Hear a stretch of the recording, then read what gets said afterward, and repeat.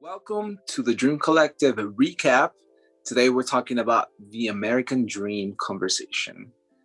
And this is a weekly follow-up conversation that we like to do just to touch base on like the big ideas that we just talked about on a recent conversation. The American Dream was an interesting one for me. I think I was excited to get that one going just because I know that I spent a lot of time trying to understand how that affected my life. So what would you say was the biggest surprise for you in regards to that conversation? So for me, that conversation about what is the American dream, we all talked about how we have changed our lives, our careers, and everything, especially under the Trump administration. We've had to circle around it, go over barriers, stop at certain barriers. And now with the new administration, we're very hopeful. And to me, it's just surprising. It was not just me at the end of the day stopping at these barriers or trying to find new ways to go across them. Every one of us had to face a barrier obstacle.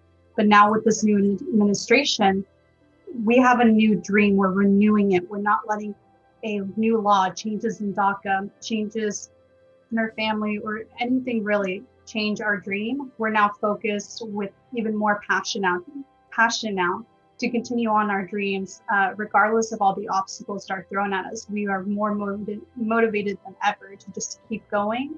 And I think that's amazing that I'm able to hear from other people that I'm not alone in this and that we're doing this together now. Yeah, definitely feel like there was a lot of emphasis on the change of the administrations, how it was just like a curveball, right? We weren't expecting it. And then it all focused on basically attacking what we already had as DACA recipients. And I can even imagine for people that are undocumented, that don't even have that privilege, right? It just threw us in a very interesting and negative spiral. I think the biggest surprise for me is that after we all talked about and agreed that the American dream was basically a construct, a lie, and it was expressed in many ways. That after I proposed, so like, what's next? Like, do we try to change the narrative, or do we just walk away and forget about it?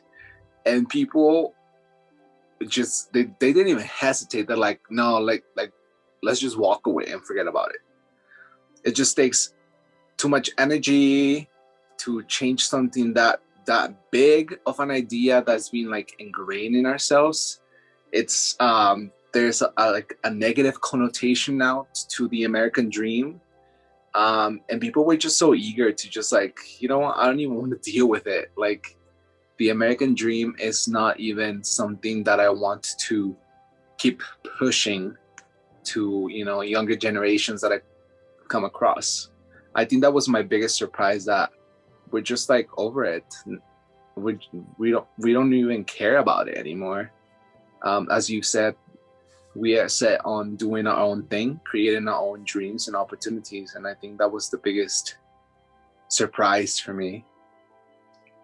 I definitely agree with that. We all were just talking about how we were promised so many lies, so many theories of what the American dream is for each of us when we came into this country, regardless of our age. But I think the one thing that like gathered us all together is like we were all promised we're going to go to Disneyland, we're going to have this, we're going to do this next, we're going to be a lawyer, we're going to be a counselor. But now it's like we're taking back that narrative. Like you said, we're creating our own Disneyland now. Yes, there was Disneyland Part 1, but now we're creating our own right now. Right.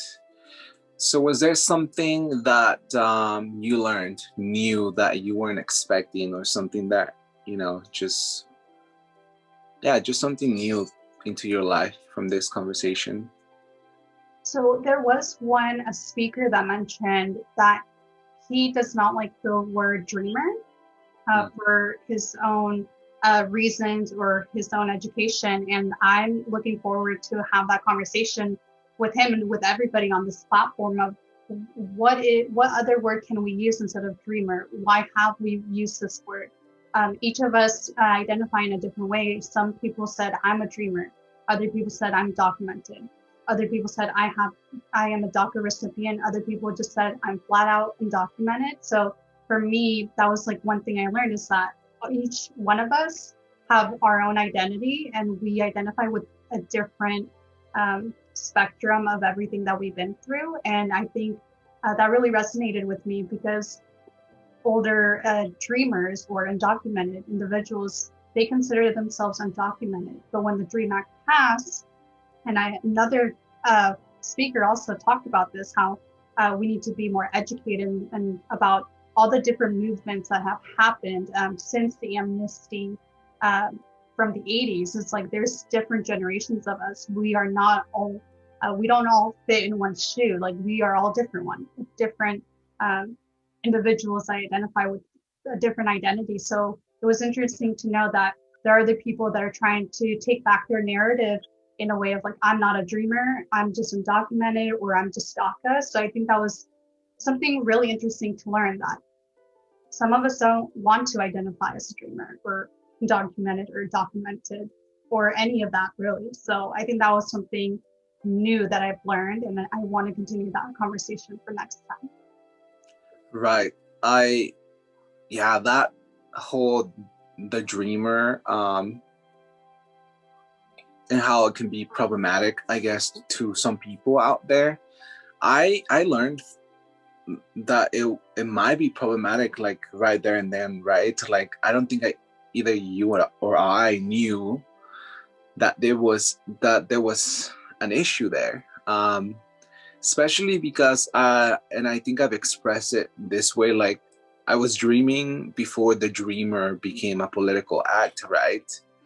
So it's been part of my DNA, my history, my drive. Just dreaming has been a really positive word of assurance in my life overall. So I have no issue like considering myself or calling myself a dreamer. I believe that we came to an accord that DACA recipient, for those that have DACA, it's more of an appropriate term and inclusive. But yeah, I would love to have that conversation as well. I think that is a great kind of like new thing that we both learned, and that we hope to shine more light on future conversations, so that we can all just express and learn from each other about this, other narrative to the word dreamer and what it means to us. So yeah, I'm excited for that one. What is your biggest takeaway from this conversation? What do you hope moving forward, that what it means to quote unquote know or consider or talk about the American dream?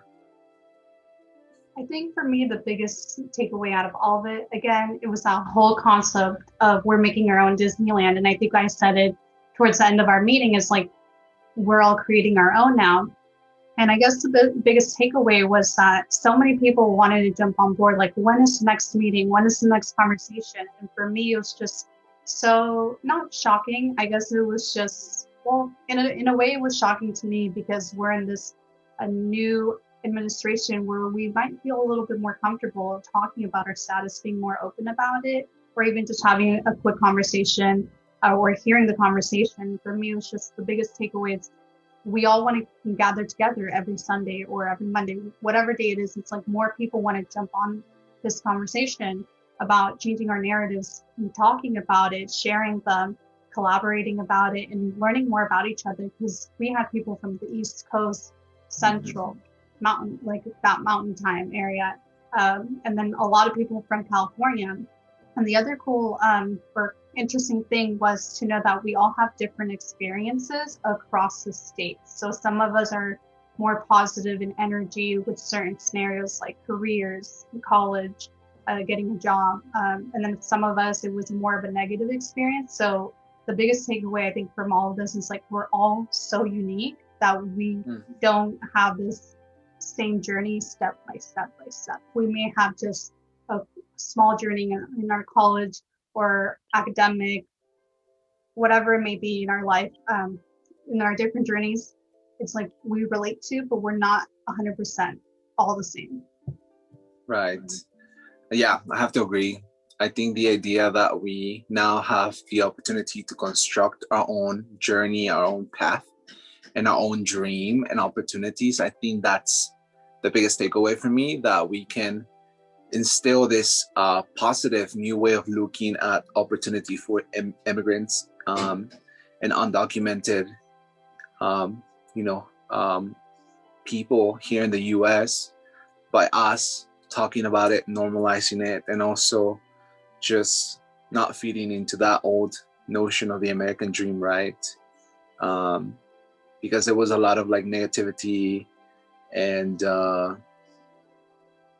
disappointment. There was lies, We don't want to continue to carry that idea of the American dream forward. I think it is only fitting that now we create our own dream, and that's the hope and the biggest takeaway.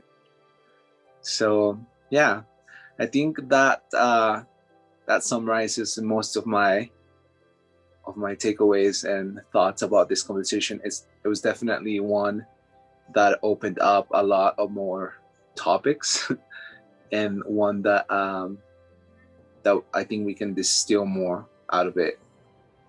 What do you think? I definitely agree. I think there's more topics to be talked about, and I can't wait until we talk about new conversations, new topics where people just keep on talking about like mental health, what it means to be an immigrant, what it means to be documented, what it means to be an older documented person, younger. I just want to hear everything. That way we can collaborate and then share our stories and just heal within each other. We're healing as a community. And that's what's so great about what we just started. Dream Collective is collecting all our stories together, healing, empowering each other. And I'm just so grateful for this. That's awesome. With that being said, remember to follow us at Undocu Clubhouse on Instagram. That is where we keep all of us communicated. That's where we post all of our meeting times, our topics that we do every Sunday at 5 p.m. Pacific time. So we hope to see you all there on our next conversation. So thank you. Thanks, Liz. Till next time. Bye.